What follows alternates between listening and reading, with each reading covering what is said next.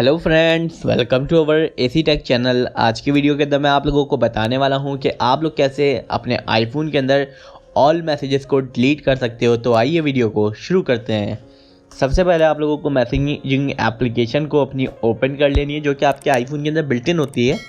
Then आपके सामने top right corner में ऑप्शन होंगे। पहला ऑप्शन आपके पास टाइप मैसेजेस का है, न्यू मैसेजेस का है। दूसरा आपके सामने 3 डॉट का है। सिंपल आपको 3 डॉट के ऊपर टैप करना है। यहाँ पर आपके सामने 3 ऑप्शन शो होंगे। पहले ऑप्शन सिलेक्ट मैसेजेस का होगा। सिंपल आपको सिलेक्ट मैसेजेस को ओपन के ऊपर टैप कर देना है और यहाँ पे सिलेक्ट करने का मैसेज का ऑप्शन आ रहा होगा। सिंपल आपको अपने मैसेजेस जो हैं वो सिलेक्ट कर लेना है। यहाँ से हम लोगों ने मैसेजेस सिलेक्ट कर लिए। सारे मैसेज आपको सिलेक्ट करने हैं। डाउन राइट कॉर्नर में आपके सामने डिलीट का ऑप्शन होगा।